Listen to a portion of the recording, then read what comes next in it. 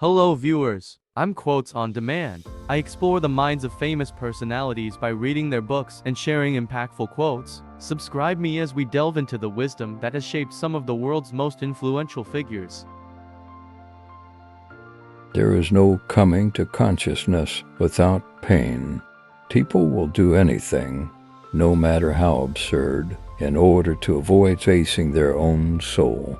One does not become enlightened by imagining figures of light, but by making the darkness conscious. In every adult there lurks a child, an eternal child, something that is always becoming, is never completed, and calls for unceasing care, attention, and education.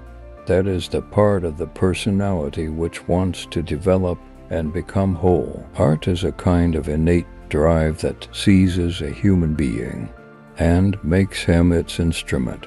To perform this difficult office, it is sometimes necessary for him to sacrifice happiness and everything that makes life worth living for the ordinary human being. The highest, most decisive experience is to be alone with one's own self. You must be alone to find out what supports you when you find that you cannot support yourself. Only this experience can give you an indestructible foundation. One looks back with appreciation to the brilliant teachers, but with gratitude to those who touched our human feelings.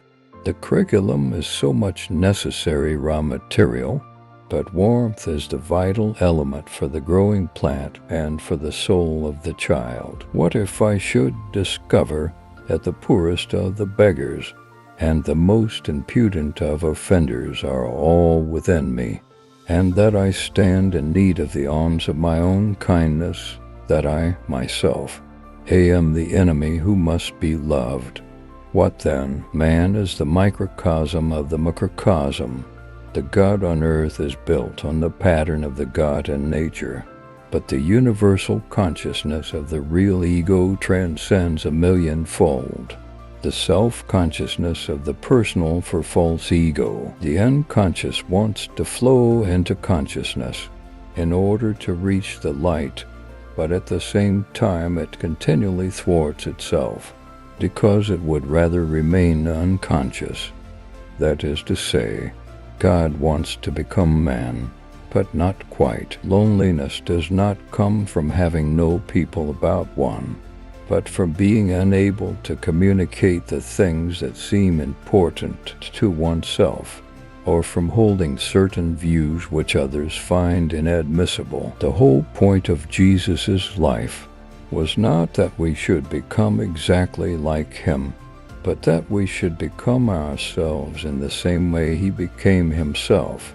Jesus was not the great exception, but the great example. If a union is to take place between opposites like spirit and matter, conscious and unconscious, bright and dark, and so on, it will happen in a third thing, which represents not a compromise but something new. Don't forget to like, share and subscribe.